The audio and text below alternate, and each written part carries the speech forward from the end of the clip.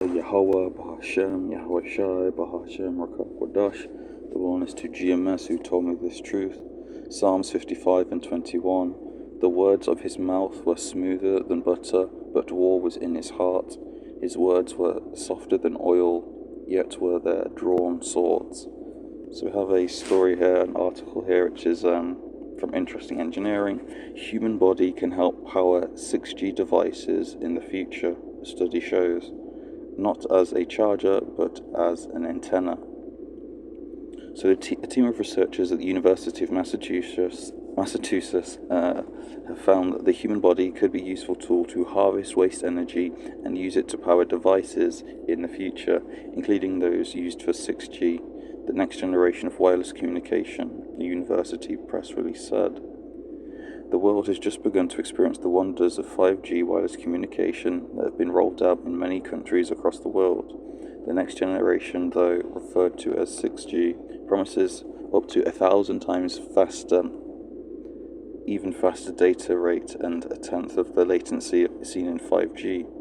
The era of the Internet of Things, IoT, that is expected to begin with 5G will enter a new phase with its successor, with an even larger number of devices and sensors expected to come online.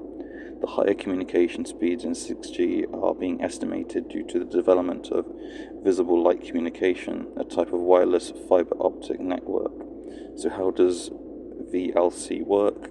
It works much like radio signal when it comes to transmitting information, except that it uses light from light-emitting diodes, LEDs, to get the job done. So I did a video on that just a couple of days ago. So an LED has the ability to turn on and off 1,000,000 times a second. Since our homes, offices, streets and vehicles are all lit by LEDs, we have an existing infrastructure that can deploy this technology, and anything that has a camera, whether a smartphone, tablet or laptop, can be a receiver and make the technology work.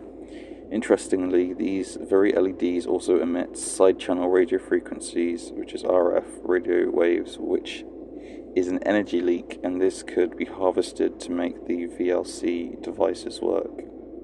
So tapping into RF leakage, their antenna design consisted of coiled copper wires, which were then tested for their energy collection abilities. Irrespective of the thickness of the coil or the number of times the copper wire had been wound, the researchers found that the energy collection ability of the antenna increased when it was coupled with another object. So apart from keeping the antenna in contact with different materials like wood, steel, the researchers also kept it in contact with objects like walls, tablets, phones, and even laptops to see how much energy could be harvested. The team found that energy collection increased with electronic gadgets, but was highest when the coil was in touch with the human body. After a few more rounds of experimentation of where the copper wire could be placed, the researchers found that wearing it like a bracelet on the upper forearm offered the right balance of energy collection and wearability. Such a power harvesting device could capture enough energy to run on body health monitoring sensors that have long sleep duration and low sampling frequency, the researchers noted. The team is now working to harvest waste energy from all sorts of power sources to power future technology. Shalom.